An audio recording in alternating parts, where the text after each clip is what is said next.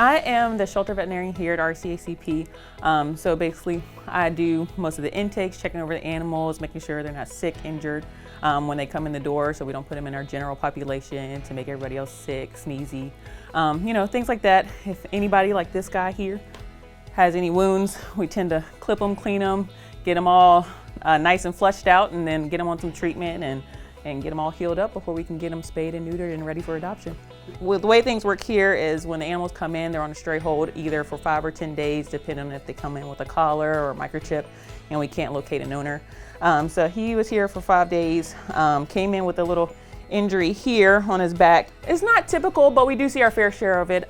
Just because we serve 4 different municipalities in the area, we tend to see a lot of animals. I think somewhere around 3,500 a year, at least last year.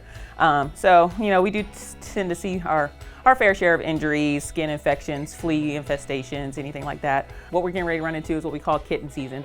So as soon as the weather starts to warm up, hormones start rising, and all these guys go out looking for their mates. And any kitten litter can be up to probably 12 kittens in a litter, and then they can mate at least probably 2-3 times a year. Spay and neuter definitely very beneficial for all of our animals, cats, dogs that we find in the area, just because if they're intact, they tend to roam a lot looking for a mate. So that helps with them trying to break out, jumping fences and things like that.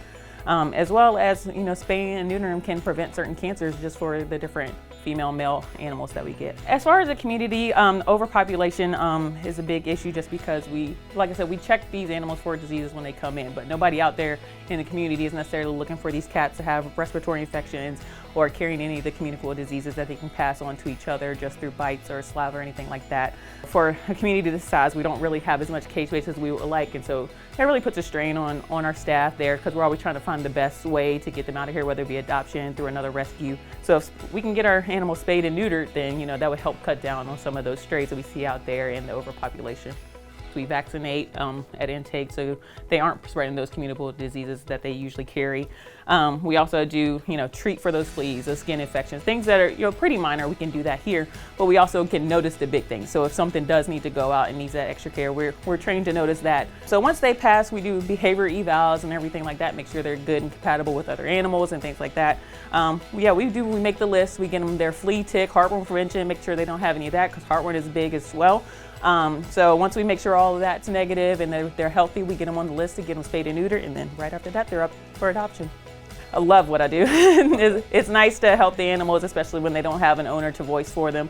We become that voice. We can do that for them right here.